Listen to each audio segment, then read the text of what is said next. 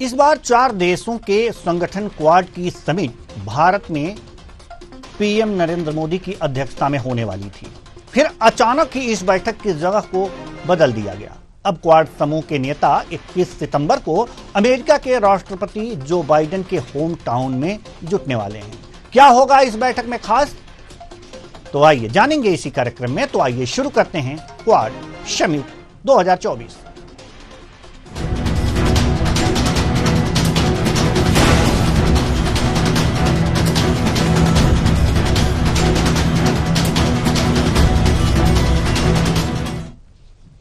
सबसे पहले आपको बता देते हैं कि आखिर क्यों इस बैठक की जगह को बदला गया। अब भारत 2025 में क्वाड होस्ट करेगा। दरअसल पहले भारत में क्वाड समिट जनवरी 2024 में होने वाला था। हालांकि उस वक्त अमेरिका ने राष्ट्रपति बाइडेन के पास समय न होने का हवाला देते हुए समिट को सितंबर तक के लिए टाल दिया। सूत्रों के मुताबिक क्वाड की बैठक अमेरिका में होने से बाइडेन को राष्ट्रपति के तौर पर अपना आखिरी समिट होस्ट करने का मौका मिलेगा। इससे तय है कि साल के अंत में होने वाले अमेरिकी चुनाव में जो भी उम्मीदवार जीतेगा वो क्वाड के लिए भारत आएगा। यानी कमला हैरिस और ट्रंप में से एक की भारत यात्रा तय है। अब आपको बताएं, 4 देशों के बीच होने वाली सुरक्षा संवाद का ग्रुप है ये क्वाड। क्वाड का मतलब क्वाड्रिलेटरल सिक्योरिटी डायलॉग, यानी कि चतुष्कोणीय सुरक्षा संवाद। इसमें 4 सदस्य देश भारत, अमेरिका और ऑस्ट्रेलिया और जापान हैं। क्वाड समिट में सदस्य देशों के राष्ट्र प्रमुख शामिल होते हैं। यह संगठन की सबसे अहम बैठक होती है। अमेरिका में क्वाड 21 सितंबर को हो रहा है। इसमें प्रधानमंत्री नरेंद्र मोदी, ऑस्ट्रेलिया के पीएम एंथनी अल्बनीज और जापान के प्रधानमंत्री फूमियो किशिदा शामिल होंगे। ये सभी देश समुद्री सुरक्षा और व्यापार के साझा हितों पर एकजुट हुए हैं। चीन इस ग्रुप का हमेशा से विरोधी रहा है। ऐसा इसलिए क्योंकि यह माना जाता है कि क्वाड का गठन चीन के गलत इरादों को देखते हुए किया गया है। हालांकि क्वाड देशों का कहना है कि यह ग्रुप केवल हिंद प्रशांत क्षेत्र के साझा हितों की रक्षा करता है। तो क्या है यह क्वाड, इसके बारे में भी हम आपको जानकारी दे दें। तो क्वाड रणनीतिक तौर पर चीन के आर्थिक और सैन्य उभार को काउंटर करता है। इसलिए एक गठबंधन भारत के लिए बेहद महत्वपूर्ण बन जाता है। चीन का भारत के साथ लंबे समय से सीमा विवाद रहा है। ऐसे में अगर सीमा पर उसकी आक्रामकता बढ़ती है तो इस कम्युनिस्ट देश को रोकने के लिए भारत क्वाड के अन्य देशों की मदद ले सकता है। साथ ही क्वाड में अपना कद बढ़ाकर भारत चीन की मनमानियों पर अंकुश लगाते हुए एशिया में शक्ति संतुलन भी कायम कर सकता है। और भी कई मुद्दे हैं जो भारत के लिए क्वाड को जरूरी बनाते हैं। ये क्या है, आइए हम ग्राफिक्स के माध्यम से आपको बता रहे हैं। तो हिंद प्रशांत क्षेत्र को स्वतंत्र, ये चीन पर लगाम लगाने के लिए क्वाड भारत की ताकत है। भारत नौसेना के मोर्चे पर फायदा उठा सकता है, सामरिक अनुसंधान को बढ़ावा दे सकता है और चीन को क्वाड से सबसे ज्यादा समस्याएं हैं। क्वाड चीन की विस्तारवादी नीति को झटका देता है। चीन को वर्चस्व खत्म होने का डर है। हिंद प्रशांत क्षेत्र को स्वतंत्र रखने में क्वाड की बड़ी भूमिका है। चीन पर लगाम लगाने के लिए क्वाड भारत की ताकत है। तो ये सारी चीजें हैं। क्वाड से आखिर चीन को परेशानी क्यों, कुछ हद तक तो आप समझ ही चुके होंगे। अब हम इस पर थोड़ा सा और विस्तार से समझेंगे। पहली परेशानी यह है कि क्वाड चीन की विस्तारवादी नीति को सबसे ज्यादा झटका देता है। दूसरी बात जो सबसे महत्वपूर्ण है वह यह है कि अमेरिका, जापान, भारत और ऑस्ट्रेलिया साथ आने के बाद हिंद प्रशांत क्षेत्र के देशों की समस्याओं पर काम कर रहे हैं। दरअसल चीन हिंद प्रशांत क्षेत्र में ब्लू ड्रैगन रणनीति पर काम कर रहा है, जो हिंद प्रशांत क्षेत्र के देशों के लिए एक बड़ी समस्या है। इस क्षेत्र में चीन चुपचाप 4 अलग अलग लेकिन जुड़े हुए सीमाओं पर अपनी विभाजन और जीत की विदेश नीति के एजेंडे को आगे बढ़ा रहा है, जिसमें क्वाड बाधक है। तो क्वाड के बनने की जो टाइमलाइन है उसको भी हम आपको बताते रहेंगे। और ये सारी चीजें थी क्वाड के संबंध में जो हम अपने दर्शकों को बता रहे थे। अब इस क्वाड पर चीन की भूमिका पर, अन्य 4 देशों की भूमिका पर जो कि इस क्वाड के सदस्य हैं, इन पर हम अपने विद्वानों से चर्चा करेंगे, जानने की कोशिश करेंगे कि जो ये एक्सचेंज हुआ है क्वाड समिट भारत और अमेरिका के बीच, ये कितना जरूरी था। और भी तमाम सवाल हैं जो अपने विद्वानों से चर्चा करेंगे। इस चर्चा में शामिल होने के लिए जो हमारे साथ विद्वान जुड़े हुए हैं उनसे आपका परिचय करा दें। के विश्वदेव राय जी, राजनीतिक विश्लेषक, बहुत बहुत स्वागत है आपका हमारे इस कार्यक्रम में। प्रियंका शुक्ला जी, राजनीतिक विश्लेषक, आपका भी बहुत बहुत स्वागत है हमारे इस कार्यक्रम में। संजय सिंह जी, विदेशी मामलों के जानकार, आपका भी बहुत बहुत स्वागत है हमारे इस कार्यक्रम में। चर्चा की शुरुआत करते हैं। चर्चा की शुरुआत हम करेंगे सबसे पहले संजय सिंह जी से। और संजय सिंह जी, सवाल यह है कि एक्सचेंज हुआ है होस्ट इस संगठन का, क्वाड संगठन का। पहले भारत करने वाला था, जनवरी में बाइडेन के पास समय नहीं था, इसलिए सितंबर में हुआ। अब सितंबर में अमेरिका होस्ट करेगा, अगले साल जो है भारत इसे होस्ट करेगा। अमेरिका इतना महत्वपूर्ण क्यों हो गया कि इसके लिए जो एक्सचेंज करना पड़ा, समय में परिवर्तन करना पड़ा? जी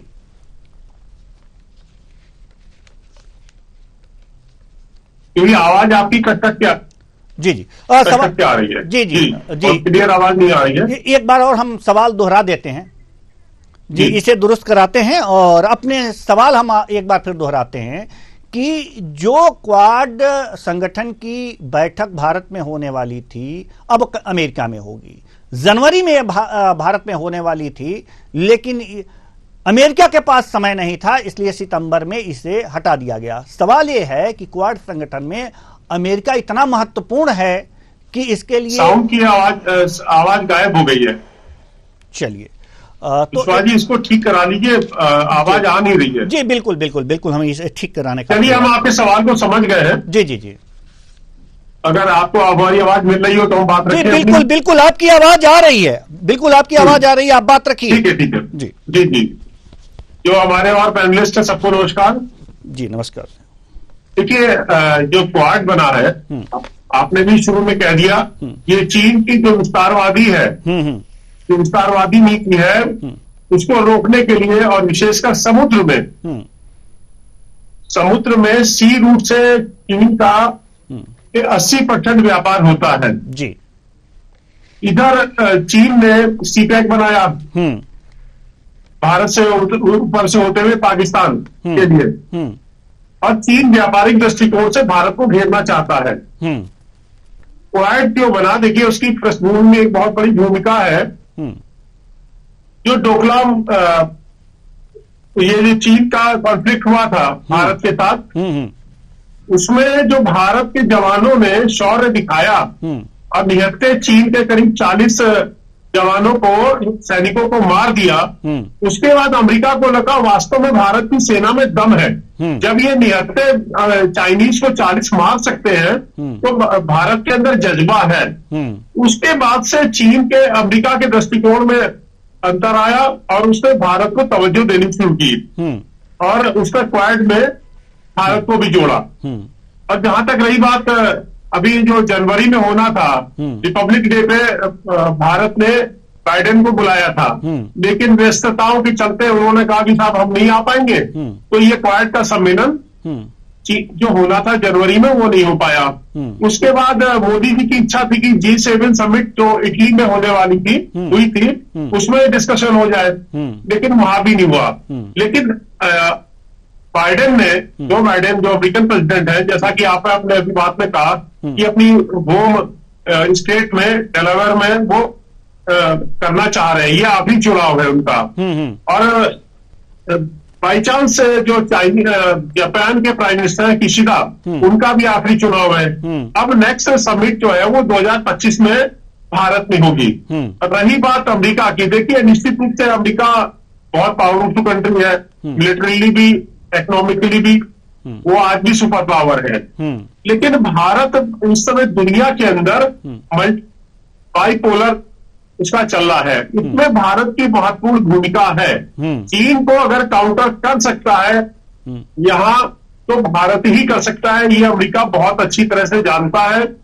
भारत की फोर्सेस बहुत स्ट्रांग है, हमारी लीडरशिप बहुत स्ट्रांग है मोदी जी के नेतृत्व में, और जिस तरह से मोदी जी के नेतृत्व में, लीडरशिप में आज विश्व के पटल पर भारत का महत्व बढ़ रहा है। अभी देखिए यूक्रेन गए, रसिया गए, पुतिन ने कहा कि भाई अगर मीडिएट करा सकता है तो भारत और मोदी जी करा सकते हैं। और उसके बाद जो सबसे महत्वपूर्ण बात है, जॉर्ज मेलोनी ने भी कह दिया, इटली की प्राइम मिनिस्टर ने, कि अगर निगोशिएशन कोई करा सकते हैं दोनों देशों के बीच में, वो नरेंद्र मोदी जी हैं।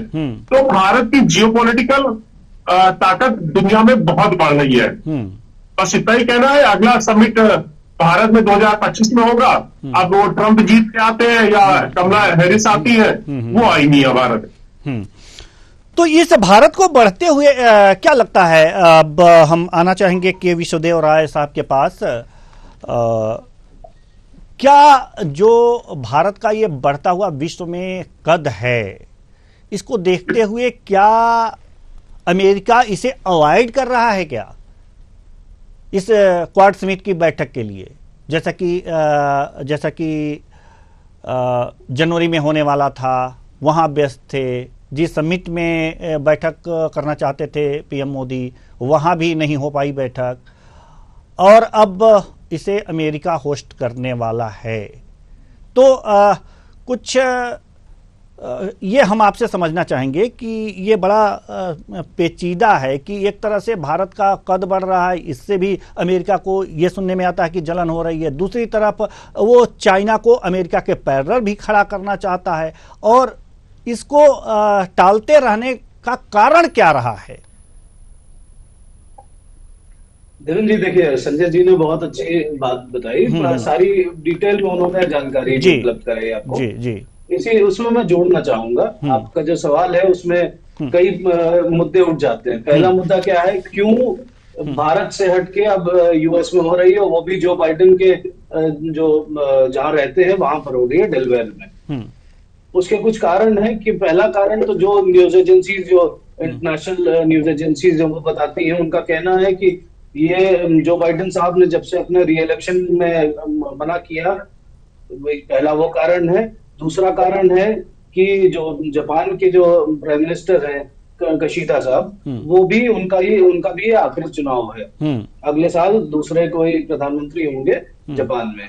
और ये जनवरी में इसलिए टली क्योंकि उस समय यूएस में जो बाइडेन साहब को कांग्रेस को एड्रेस करना था अपनी पार्लियामेंट में, और इस वजह से वो नहीं आ पाए। उसके बाद जून जुलाई में जब शिफ्ट हुई तो भारत में चुनाव थे, इस वजह से नहीं हो पाया। सितंबर में ये स्थितियां सामने आ रही हैं कि दोनों जो जापान जिसने शुरुआत करी थी, उनके शिंजो आबे साहब जब प्राइम मिनिस्टर हुआ करते थे, उन्होंने 2007 में इसकी क्वाड समिट की बात करी थी। उस समय मनमोहन सिंह जी भारत के प्रधानमंत्री थे, तो उस समय ये शुरुआत हुई थी इसकी यूएस के नेतृत्व में। आगे आने वाले समय में भारत का कद, जैसे आपने बोला, बढ़ा है, तो उसका एक बहुत बड़ा कारण भी है कि चीन की बढ़ते वर्चस्व को अगर कम करने का मादा किसी देश में है तो वो भारत में है। जब से 2014 के बाद से जो सरकारें आई हैं नरेंद्र मोदी जी के नेतृत्व में, जो विदेश मंत्री रहे हैं, और एस जयशंकर साहब जो अभी भी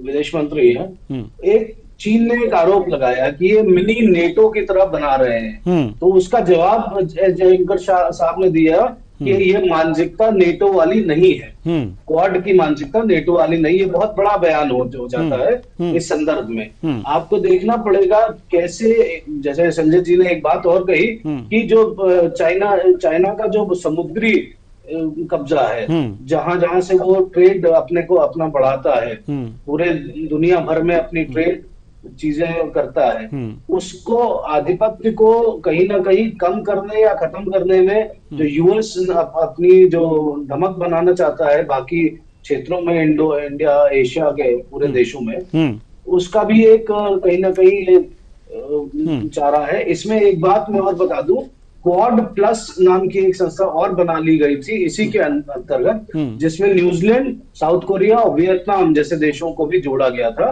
और उनसे बोला गया था कि आप भी आइए, आप भी अपनी बातें रखिए, आप भी अपने तथ्य रखिए। तो कहीं ना कहीं वैश्विक चीजें हैं जिसपे भारत का हस्तक्षेप चीन के मुकाबले बढ़ रहा है और ये बेहतर भी है बाकी चीजों के लिए, क्योंकि कहीं ना कहीं ट्रेड के मामलों में चीन बहुत आगे चला गया था बाकी देशों से, और यूएस को भी कहीं ना कहीं चीन से ही खतरा है, बाकी भारत से उतना खतरा नहीं है। जी संजय जी, हम आपके पास आना चाहेंगे। मेरी आवाज आपको प्रॉपर मिल रही है? जी जी जी जी। संजय जी, सवाल यहां पर यह है कि जब क्वाड का गठन हुआ था उसके कुछ ही सालों बाद, एक आध 2 साल बाद, ऑस्ट्रेलिया ने इससे हाथ पीछे खींच लिया था, शायद चीन के विरोध के कारण। अब भी 4 देश हैं इसमें, और अब क्या गारंटी है कि अब जब साथ आए हैं तो ऑस्ट्रेलिया अपना हाथ पीछे नहीं खींचेगा? उस समय के कारण क्या थे परिस्थितियां, और अब इन परिस्थितियों में बदलाव क्या आ गया है कि वह पुनः इसमें शामिल हो गया?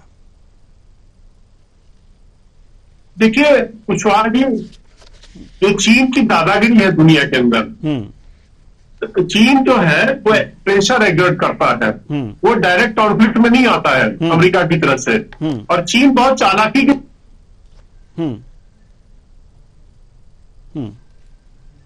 जो बिल्डअप होती है एयरक्राफ्ट कैरियर, सबमरीन, इसको डेवलप करने में कम से कम 30 से 40 साल लग जाते हैं।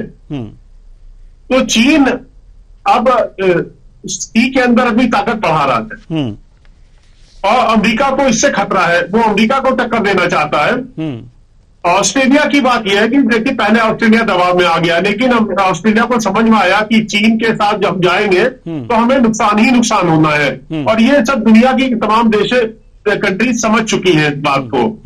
मैं एक बात आपको बहुत क्लियर बताना चाहता हूं कि अगर चीन को कोई काउंटर कर सकता है इस साउथ एशिया रीजन में, तो वो that is only Bharat, India. वो काउंटर कर सकता है इस बात को। सभी country including America, Japan, Australia, चाहे अभी सिंगापुर है, चाहे ब्रुनेई गए प्राइम मिनिस्टर, ब्रुनेई जाने का बहुत बड़ा मैसेज है। क्यों गए, इसके पीछे बहुत बड़ी कूटनीतिक चाल है, क्योंकि ब्रुनेई जैसा एक छोटा देश चीन से परेशान है, तो वो उसने भारत को एक्सेस दी है। और अभी जो सिंगापुर जाने का प्रधानमंत्री जी का, देखिए बहुत कैलकुलेटेड बड़ी रणनीति के साथ काम, फॉरेन पॉलिसी काम कर रही है प्रधानमंत्री जी के नेतृत्व में। अब हम सबको तो मालूम होगा ही, डीप सी एक्सप्लोरेशन में अमेरिका अभी उसमें वो नहीं है, मतलब कंट्री नहीं है, उसमें पार्टिसिपेट नहीं करता। उसका बेनिफिट उठा के चीन उसमें घुस गया। अब जो सिंगापुर है उसके आसपास का जो समुद्र का एरिया है उसमें रेयर अर्थ मेटल बहुत ज्यादा है, लेकिन सिंगापुर चीन के साथ जो नहीं जोड़ना चाहता है। मोदी जी ने देखा और इंडिया की फॉरेन पॉलिसी ने देखा ये मौका अच्छा है, चल के हम इनसे एक समझौता कर लेते हैं। तो फ्यूचरिस्टिक प्लान भारत की भी बहुत तगड़ी है, ऐसा नहीं है, और अमेरिका और सब देशों। और देखिए दूसरी बात, भारत अपने देश के अपने पर्सनल हितों को देख के ही आगे बढ़ता है, वो किसी देश के दबाव में नहीं काम करता, वो अमेरिका के प्रेशर में नहीं आता है। एक बहुत अच्छी बात हमारे राजनीतिक विश्लेषक राव साहब ने कही थी, उसमें मैं एक एड ऑन करना चाहता हूं। देखिए अब बाइडेन अगर जनवरी में नहीं आए थे तो एक और भी कारण हो सकता है, भारत के इलेक्शंस थे। बाइडेन या अमेरिका, जो डीप स्टेट है अमेरिका का, वो मोदी जी को तो नहीं चाहता। वो ये चाहता है कि भारत चीन के अगेंस्ट खड़ा रहे, लेकिन अमेरिका ये बिल्कुल नहीं चाहता कि भारत मजबूत ताकत बने, ये बिल्कुल नहीं चाहता है। तो वहां की डीप स्टेट मोदी जी को हटाना चाहती थी। अब मोदी जी तो फिर आ गए, तो अब ये अमेरिका की मजबूरी है। वो अब एक तरह से कहना चाहिए कि सरेंडर मोड में आ गया भारत के आगे कि भाई ठीक है आप आइए।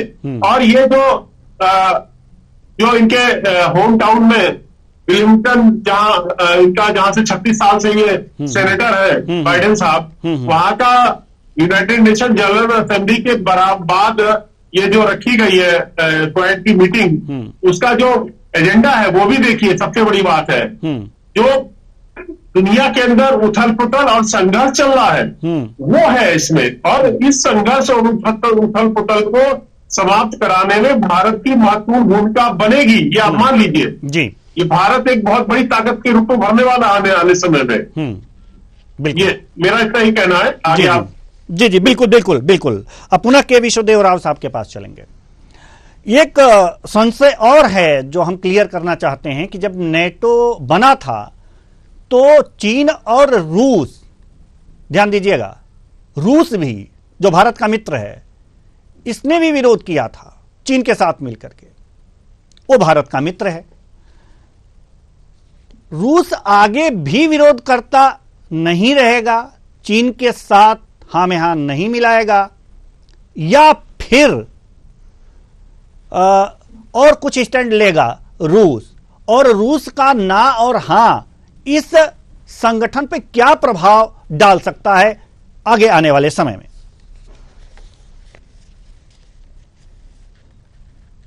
जी राव साहब। देवेंद्र जी सवाल हमसे। जी जी जी जी जी आवाज साफ नहीं आ पा रही है, हम सुन नहीं पा रहे हैं आपके क्वेश्चन को। जी हम एक बार और दोहराते हैं, हम एक बार और दोहराते हैं, आप लोगों की आवाज साउंड ब्रेक हो जा रही है। ठीक ठीक, कोई वो थोड़ी सी तकनीकी खामी है जिसे हमारी टीम लगी हुई है दुरुस्त करने में, जल्दी सही कर लिया जाएगा। जी सवाल यहां पर यह है कि जब क्वाड का गठन हो रहा था, हम तेज आवाज में बोल रहे हैं कि आप तक पहुंच जाए हमारी बात, जब क्वाड का गठन हो रहा था तो चीन के साथ साथ रूस ने भी इस क्वाड का विरोध किया था। अब रूस जो है भारत का मित्र है, ये कौन सी पॉलिसी नहीं दे रहा है? बिल्कुल। चलिए हमारे मेहमानों को हमारी आवाज पहुंचाई जाए, तब तक हम चाहते हैं कि हमारे दर्शकों को क्वाड का गठन, जी हां, क्वाड बनने की जो टाइमलाइन है ये हम अपने दर्शकों को बता दें, और उसके बाद से भारत को क्या है इससे फायदे ये भी हम बताएंगे। तो ये जो ग्राफिक्स चल रहे हैं, पहली बार क्वाड देश 2019 में विदेश मंत्रियों की बैठक हुई थी, 2020 में जापान के टोक्यो में विदेश मंत्रियों की दूसरी बैठक हुई थी, ये हम आपको बता रहे हैं। 2020 में चारों देशों की नौसेनाओं ने संयुक्त अभ्यास में भाग लिया था, और 2021 में पहली बार क्वाड देशों के वीडियो कॉन्फ्रेंसिंग बात हुई थी। उस समय कोरोना का समय था। 22 में टोक्यो में क्वाड शिखर सम्मेलन आयोजित हुआ था, और 23 में ऑस्ट्रेलिया में क्वाड शिखर सम्मेलन हुआ था। यानी कि ये जो कोरोना काल है उसके बाद से ये लगातार बैठक हो रही है, और जो चार देश हैं चतुर्भुजीय या चतुष्कोणीय कह सकते हैं, सुरक्षा संवाद इसमें होता है। तो चलिए हम अपने मेहमानों के पास वापस चलते हैं। मेरी आवाज आप तक पहुंच रही है? के विश्वदेव राव साहब, मुझे सुन पा रहे हैं आप? जी देवेंद्र जी बताइए। जी हमारा सवाल ये है, राव साहब, सवाल हमारा ये है कि जब क्वाड का गठन हुआ था उस समय चीन के साथ मिलकर रूस ने भी इस संगठन का विरोध किया था। अब क्या स्थिति है बदले हुए परिदृश्य में, और उसका विरोध कितना कारगर होगा विश्व पटल पर?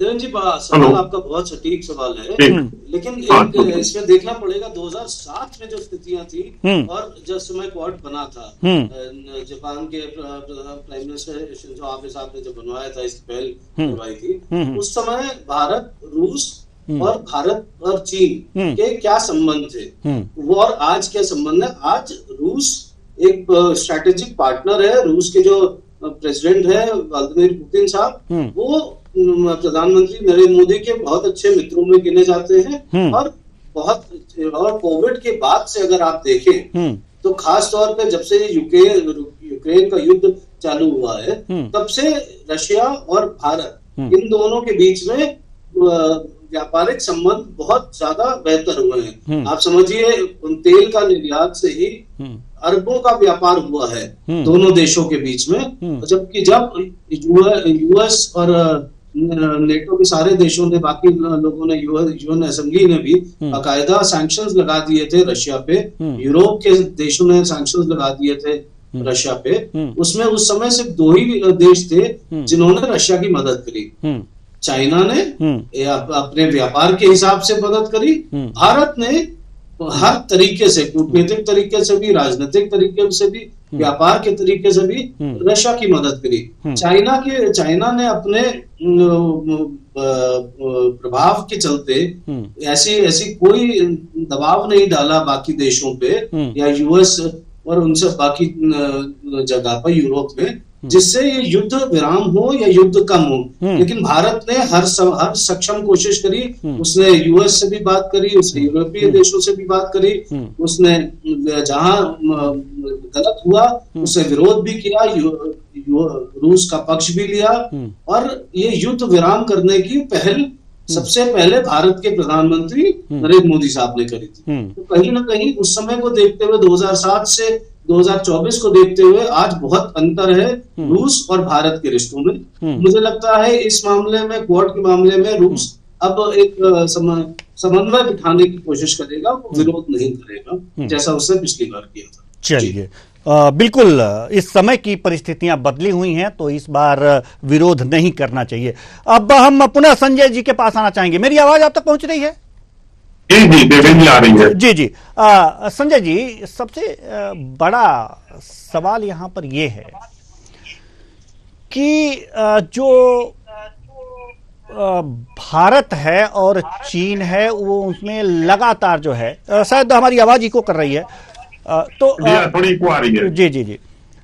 तो जो भारत है और चीन है, उन बॉर्डर पर उनका जो है लगातार कभी कभी संघर्ष होता रहता है और विवाद की स्थिति है। चीन से अगर बात होती है, भारत तो यही समझेगा ना, कि भारत तो यही समझ रहा है कि हम क्वाड देशों के सदस्य हैं, और तो अगर हमारी चीन से सीमा पर कुछ विवाद होता है तो ये चारों देश साथ आएंगे। लेकिन जो अमेरिका है, उसकी दोहरी नीति है, भारत को सशक्त होने नहीं देना चाहता और चीन को कमजोर करना भी चाहता है। ऐसी स्थिति में क्या वो सहयोग करेगा, और करेगा तो क्यों? देखिए देवेंद्र जी, बहुत साधारण सा, बहुत ऑब्वियस, थोड़ी इको फिर आ रही है, तो बड़ी जी, इसको ठीक कराइए, हम बोल रहे हैं। हाँ बिल्कुल बोल रहे हैं। जी। देखिए, इंटरनेशनल पॉलिटिक्स में मजबूरियां, जैसे राव साहब ने भी कहा कि रूस भी विरोध कर रहा था क्वाड का, लेकिन भारत ऐसी बैलेंसिंग फोर्स है चाइना और रूस के बीच में कि अगर मान लीजिए कॉन्फ्लिक्ट होता है और भारत इन्वॉल्व होता है तो फिर रूस नहीं बोलेगा। स्थिति ये बनी हुई है। अच्छा, अमेरिका ने, भारत ने, सॉरी, तो इको होने के कारण दिक्कत हो रही बोलने में। जी, हम इसे सही करा रहे हैं। भारत ने रूस को बता दिया है कि हमारी इंडिपेंडेंट फॉरेन पॉलिसी है, हम किसी के दबाव में काम नहीं करने वाले। अभी जैसा कि राव साहब ने कहा कि जब ये यूक्रेन और रूस का कॉन्फ्लिक्ट चल रहा था तो अमेरिका ने सैंक्शंस लगाए, यूरोपियन कंट्रीज ने लगाए, भारत ने क्रूड ऑयल लिया और जम के लिया, खूब खरीदा, और खरीद कर रिफाइन करके यूरोप को दिया। हमारे जयशंकर जी ने, विदेश मंत्री ने कहा, भाई आपकी पॉलिसी अपने लिए, हमारी अपने लिए है, हम अपने सिद्धांत पे काम करेंगे, आप उधर रूस से गैस भी ले रहे हैं, सब कुछ ले रहे हैं, हमें कौन होते हैं आप मना करने वाले। तो ये भारत की इंडिपेंडेंट पॉलिसी है। और कुशवाहा जी एक जर्नल कि जितना हम आर्थिक रूप से मजबूत होंगे, सैन्य रूप से मजबूत होंगे, उतनी हमारी फॉरेन पॉलिसी इंडिपेंडेंट होती जाएगी, हमारी धाक, हमारी आवाज उतनी मजबूत होती जाएगी। एक सवाल आपने कहा कि अगर वहां चाइना बॉर्डर पे घेरता है, तो देखिए जब गलवान का इश्यू हुआ तो हमारे जो कमांडर्स थे, फौज के लोग थे, जनरल्स थे, उन्होंने कहा था ये स्टैंड ऑफ लंबा चलेगा, ये लंबा चलेगा। वो जान गए थे कि चीन की जो पॉलिसी है दबाव बना देगी लेकिन चीन इतना जानता है कि अगर इधर नाटक किया इन्होंने नौटंकी, तो भारत की फौज वहां भी बैठी हुई है इनको काउंटर करने के लिए, और सी में तो अच्छे से घेरेगी इनको। 80% जो इनका व्यापार होता है वो चीन के लिए बहुत दिक्कत तलब हो जाएगा, चीन को व्यापार करने का, जो भारत के पास से होकर गुजरता है। तो ये चीन अच्छे से जानता है। हाँ, इसको एक आम भाषा में कह सकते हैं, तो बंदर घुड़की होती ना, बंदर घुड़की देता है, तो चीन बंदर घुड़की देता रहता अपनी। थोड़ा इको कम करवा दीजिए, बोलने में बहुत दिक्कत आ रही है। जी जी जी जी जी, ठीक है, इसे दुरुस्त कराते हैं। राव साहब, मेरी आवाज आप तक पहुंच रही है? जी राव साहब, आप सुन पा रहे हैं मुझे? जी बिल्कुल सुन पा रहा हूँ। जी बोलिए। जी, सवाल यह है कि ये तो सुरक्षा की बात हुई, लेकिन बात जो हिंद प्रशांत क्षेत्र, इंडो पैसिफिक एरिया जो है, उसमें भी करीब करीब 150 देश ऐसे हैं जहां पर व्यापारिक संबंध हैं चीन के। इसका वर्चस्व है, और इस वर्चस्व को खत्म करने के लिए भी एक तरह से ये कहा जा सकता है कि यह जो संगठन है ये काम कर रहा है। खत्म करने के लिए इस संगठन को और क्या कदम उठाने चाहिए? क्योंकि पहले अगर जो व्यापार में पीछे करेंगे और अर्थ पर प्रहार करेंगे, तो व्यक्ति या देश कमजोर होता है, जो इस समय काफी बढ़ा हुआ है चीन का हौसला एशिया में। जी देवेंद्र जी, इसमें दो घटनाएं का जिक्र मैं करता हूं। जी, इंडियन ओशन में बढ़ते भारत के दबाव, साउथ चाइना सी के विषय में यूएस और क्वाड देशों के बढ़ते दबाव की ही कारण है कि अभी आपने कुछ सालों पहले श्रीलंका में एक घटनाक्रम देखा जिसमें तख्ता पलट हुआ, और इस तरीके की बातें आई कि चीन ने उसको समर्थन किया है। तो हम लोग इस विषय में कई बार देवेंद्र जी डिस्कशन भी कर चुके हैं, चर्चा भी कर चुके हैं कि चाइना कैसे उधार देके साहूकार की भूमिका निभाता है और अपना कब्जा इन छोटे छोटे देशों पे करता है। इसी तरह आप बांग्लादेश पे देखिए, चाइना ने बाकायदा बांग्लादेश को वार्निंग दी थी जब शेख हसीना साहब थी कि अगर आप क्वाड में जुड़ेंगी तो हम चाइना का विरोध होगा वो। तो ये इस तरह के घटनाक्रम हुए, और चाइना जब बांग्लादेश में भी तख्ता पलट हुआ तो उसमें कहीं ना कहीं आईएसआई और चाइना दोनों का सम्मिलित भागीदारी देखने को मिली। तो ये सब चीजें अंतर्राष्ट्रीय मुद्दे हैं देवेंद्र जी, जो चाइना अपना वर्चस्व स्थापित रखने के लिए करता रहता है। भारत के बढ़ते हुए कद को देखते हुए कहीं ना कहीं यूएस, आपने संजय जी ने एक बात बहुत अच्छी कही कि यूएस चाइना को दोहराना चाहता है, लेकिन इंडिया को बढ़ते हुए इतना ज्यादा नहीं देख सकता। तो लेकिन एक बात उसमें हमें ये भी समझनी पड़ेगी कि भारत के मूल के बहुत से लोग आज की डेट में यूएस में बहुत बड़े बड़े पदों पे हैं। तो वो सोच, वो मानसिकता कहीं ना कहीं थोड़ी शिथिल हो रही है, और यूएस को भी दिख रहा है कि अगर उसे एशिया रीजन में अगर आगे बढ़ना है, अपना वर्चस्व कायम रखना है, तो उसे इंडिया को समर्थन करना ही पड़ेगा। और जहां तक बात करते हैं हम लोग सी में, समुद्र में जो नेवल एक्सरसाइजेज हैं, वो क्वाड देश के जो चारों देश हैं, उन्होंने बहुत हद तक यूएस की मदद से और जापान की मदद से बहुत नेवल एक्सरसाइजेज करी हैं, जिससे कहीं ना कहीं प्रभाव पड़ा है। बाकी ये जो 140 देश की बात आप कर रहे हैं, इन सभी पर, इन सभी को देखने को भी मिला है कि भारत और यूएस, ऑस्ट्रेलिया, जापान, इन सब के एक मिले जुले संघर्ष से नेवी बहुत मजबूत हुई है, और भारत की नेवी तो वाकई बहुत मजबूत हो गई है आज की डेट में। और जब से हम 2014 से, मैं खास तौर पे 2014 इसलिए बोल रहा हूँ कि 2014 से जो विदेश नीति हमारी आई है चीन के लिए, वो एक बहुत ही सुदृढ़ नीति है। मुझे याद है देवेंद्र जी, मैं आपको पहले भी एक बार बता चुका था कि नेहरू जी के समय से एक बात चर्चा उठती थी, मनोज लोहिया जी को अगर आप पढ़िए तो उन्होंने साफ स्पष्ट तौर पर कहा था, चीन हमारा दुश्मन है, दोस्त नहीं हो सकता है कभी, वो हमें धोखा देगा, और नेहरू जी इस बात को नहीं समझ रहे हैं। तो आपने कई बार हम देख भी चुके हैं, 2 संघर्ष तो ऐसे हो चुके हैं जहां पर सामने सामने युद्ध हुए हैं।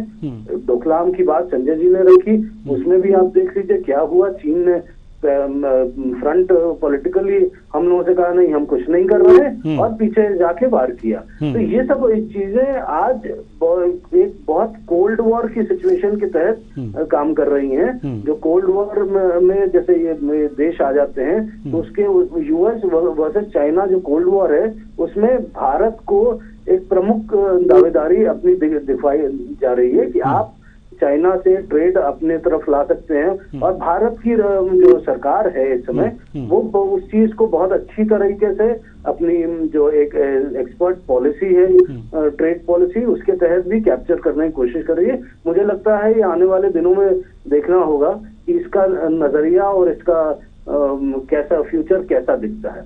जी बिल्कुल बिल्कुल। संजय जी, हम आपके पास आना चाहेंगे। अब बात ट्रेड की हो रही है तो थोड़ा सा और इस पर हम लोग चर्चा कर लें कि वो कौन कौन सी वस्तुएं हैं, सामान हैं जो चीन हिंद प्रशांत क्षेत्र के देशों को प्रोवाइड कराता है और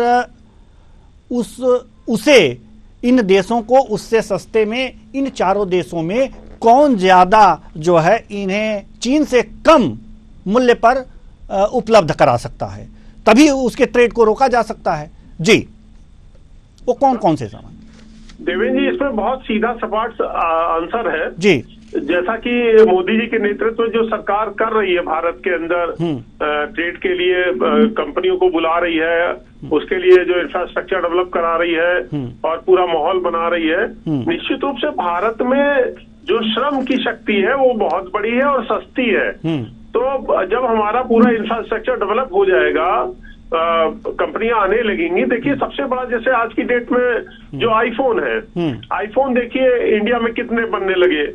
अब आईफोन का मार्केट बहुत बड़ा हो गया, मतलब मोबाइल का मार्केट बहुत बड़ा हो गया है। भारत में जो व्हीकल्स का है ये बहुत बड़ा मार्केट बन चुका है भारत का। तो धीरे धीरे जब इंफ्रास्ट्रक्चर डेवलप होगा, सुविधाएं बढ़ेंगी, तो निश्चित रूप से भारत लीड करेगा। भारत के बाद श्रम की ताकत बहुत बड़ी है, भारत का भविष्य बहुत सुनहरा है। बस ये है कि हमें स्किल लेबर डेवलप करना है, स्किल की तरफ बहुत ध्यान देना है। जो मोदी जी का एजेंडा था उसमें अभी बहुत पूरी तरह से हम सफल नहीं हो पा रहे हैं, लेकिन उस पर और ध्यान देना पड़ेगा। स्किल डेवलपमेंट के लिए स्किल उसकी जरूरत है। तो भारत निश्चित रूप से बहुत बड़ी सुपर पावर बनने जाएगा। जो ऐसा नहीं, ये जो कहा जाता है कि हम थर्ड इकोनॉमिक पावर बनेंगे, अब देखिए भारत किस तरह से तरक्की कर रहा है। अभी जो पिछला हफ्ता निकला है उसमें भारत का फॉरेन रिजर्व $684 बिलियन के आसपास टच कर गया है। आज हम दुनिया के बहुत बड़े फॉरेन रिजर्व के ऊपर हमारे पास है, ताकत है। दूसरी एक और है, देखिए भारत का, देखिए एक हम थोड़ा विषय से हटके बताना चाहते हैं। जो इंटरनल पॉलिटिक्स भी है उसमें इन्वॉल्व कहीं होती है। भारत के पास जो गोल्ड रिजर्व है वो बहुत है। वैसे दुनिया में सबसे बड़ा लार्जेस्ट गोल्ड रिजर्व अमेरिका के पास है। भारत भी डी डॉलराइजेशन की तरफ काम कर रहा है। रूस तो काफी डी डॉलराइज कर चुका है, भारत भी उस तरफ काम कर रहा है। लेकिन जो भारत की बहुत बड़ी ताकत है वो हमारे पास जो हाउस होल्ड में गोल्ड रिजर्व है वो बहुत बड़ा है, दुनिया का सबसे बड़ा गोल्ड रिजर्व है। इसके ऊपर विदेश की जो ताकतें लगी हैं भारत को तोड़ना चाहती हैं, जो जाति जनगणना ये सब नाटक करके करना चाह रही हैं, वो उसके ऊपर जो वेल्थ रीडिस्ट्रीब्यूशन की बात हो रही है उस पे वो जो हाउस होल्ड का गोल्ड है, मोदी जी ने इलेक्शन में मंगलसूत्र की बात की थी, उस बात को हम लोग नहीं समझ पाए। वो जो भारत का महिलाओं के पास गोल्ड रिजर्व है उसके ऊपर निगाह है दुनिया की ताकतों को। तो हम निश्चित रूप से देखिए जब कोई भी देश या व्यक्ति तरक्की करता है, कोई में देख लीजिए जो तरक्की करता है उसको लोग तरक्की नहीं करने देते हैं। वो उसका खुद का स्किल होता है, उसकी खुद की क्षमता होती है। वही सेम अप्लाई होता है वर्ल्ड पॉलिटिक्स में किसी कंट्री के साथ में। तो मोदी जी के नेतृत्व में निश्चित रूप से भारत बहुत तरक्की करेगा। ये सौभाग्य की बात है कि हम लोग डीप स्टेट के उसके बाद भी भारत में एक स्टेबल गवर्नमेंट है, हमारे पास में एक बहुत मजबूत निर्णय लेने वाली एक मजबूत क्षमता की, और मोदी जी का जो पर्सनल रेपो है। देखिए, दो चीज है, आपको हम सबको जानना चाहिए इस बात को।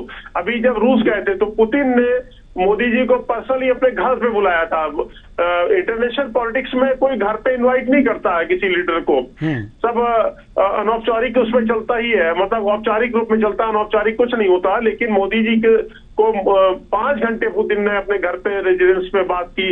अभी जब सिंगापुर गए तो वहां भी मोदी जी को वहां के प्राइम मिनिस्टर ने अपने घर पे पर्सनली व्यक्तिगत इनवाइट किया था। तो ये भारत की जो ग्रोइंग स्ट्रेंथ है, भारत की बढ़ती हुई इकोनॉमी है, उसको ये परिलक्षित करता है।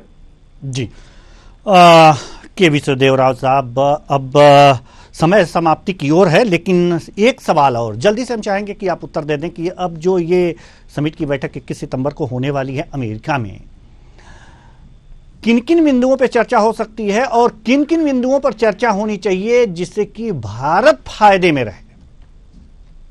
देवेंद्र जी, इसमें कुछ बातें तो बहुत अहम है। इसमें सबसे पहली बात तो होगी कि कैसे और लोगों को जोड़ा जाए इस क्वाड में। जैसे क्वाड प्लस की जो बात मैंने बताई थी, क्वाड प्लस में New Zealand, Vietnam, South Korea, Bangladesh, Sri Lanka, इन सब जैसे जो आपने 140 देश के नाम लिए, उन सब लोगों को भी कैसे इसमें क्वाड प्लस के नाम से जोड़ा जाए ताकि इसकी पावर और इसका रीच और ज्यादा बढ़े, इसका फैलाव और बेहतर हो। और कहीं ना कहीं जो प्रमुख मुद्दा था क्वाड के बनाने का कि चीन के बढ़ते दबदबे को थोड़ा कम किया जाए, जिससे चीन की वजह से जो बाकी जो छोटे छोटे देश हैं वो बढ़ ही नहीं पाते हैं, क्योंकि उनका चीन जो ये छोटे देश 10 रुपए में सामान बनाते हैं, जो चीन कहीं ना कहीं 1 रुपए में बना के उनके यहाँ बेच के चला आता है। तो इससे इकोनॉमी डेवलप ही नहीं हो पाती है। ये चीजें संजय जी ने एक शब्द का इस्तेमाल किया, डीप स्टेट। डीप स्टेट बहुत बड़ा मामला है देवेंद्र जी, मैं चाहूंगा कभी आप इस विषय में चर्चा करवाएं अपने चैनल पे। और ये डीप स्टेट के ऊपर बहुत सी ऐसी बातें रखी गई हैं कि वो तख्ता पलट करना चाहता था भारत में पिछले 2024 के चुनाव में, जो आरोप लग रहे हैं इंटरनेशनल मीडिया में और भारत में भी कई जगह चर्चा हो रही है सोशल मीडिया सर्कल्स में। तो ये कहा जा रहा है कि बहुत बड़ी एक फंडिंग आई थी, बहुत बड़ा पैसा दिया गया था पार्टियों को, लोगों को, ये कहते हुए कि आप इस तरीके से चुनाव लड़िए कि बीजेपी सरकार दोबारा ना आ सके। तो ये सब आरोप भी हैं, इन सब विषय में भी सोचना पड़ेगा। अगर संजय जी के कहे अनुसार एक बात अगर सही है कि जो गोल्ड के बारे में जो राजनीति हो रही है कि सामान्य सबका आंकड़ा निकले कि किसके पास कितना पैसा है और गोल्ड घर से निकाला जाए, तो गोल्ड रिजर्व भारत को सोने की चिड़िया कहा जाता था। और पुनः यूएस ने अपने दम पे अपनी कूटनीति के हिसाब से गोल्ड रिजर्व जरूर बना लिया है, लेकिन भारत में आज भी अगर आप किसी गांव में भी चले जाएंगे तो वहाँ सोने को ज्यादा महत्व दिया जाता है। और सोने की अगर किसी भी घर में देख लीजिएगा तो कोई ना कोई सोने की सामान होगा जरूर। तो ये बात और खासकर महिलाओं के पास ये बात संजय जी की बिल्कुल सही है कि भारत में सोना भले ही उसमें ना दिख रहा हो कि रिजर्व इतना है, लेकिन भारत के हर घर में कुछ ना कुछ सोने का सामान जरूर होता है। तो भारत इस मामले में बाकी सभी देशों से ज्यादा बेहतर है और ज्यादा अच्छी स्थिति में। और मुझे लगता है ये क्वाड में अगर और देश जुड़ जाएंगे तो भारत की अहमियत और ज्यादा बढ़ेगी और भारत की जो राष्ट्र नीति है उसको और प्रभावी ढंग से हम लोग देख पाएंगे। जी, तो क्वाड में और ज्यादा देशों को जोड़ने की कवायद होनी चाहिए और यह भारत के लिहाज से महत्वपूर्ण होगा। बहुत बहुत धन्यवाद सभी मेहमानों का, आप आए और अपने अपने विचार साझा किए। तो क्वाड समिट 2024 अमेरिका में होने वाला है, 21 सितंबर को होगा। उसमें क्या कुछ हो रहा है उस पर भी हम बात करेंगे, लेकिन सवाल यहां पर यह है कि अगर क्वाड समिट हो रहा है और क्वाड प्लस देश यानी कि और जो देश हैं 140 से 150 जो देश हैं हिंद प्रशांत क्षेत्र के, इंडो पैसिफिक क्षेत्र के जो देश हैं, इसमें जुड़ते हैं तो वास्तव में लाभ भारत को होगा और दुनिया की एक ताकत बनने में ये भी मदद करेगा। तो फिलहाल इस कार्यक्रम में इतना ही। मुझे दीजिए इजाजत। नमस्कार।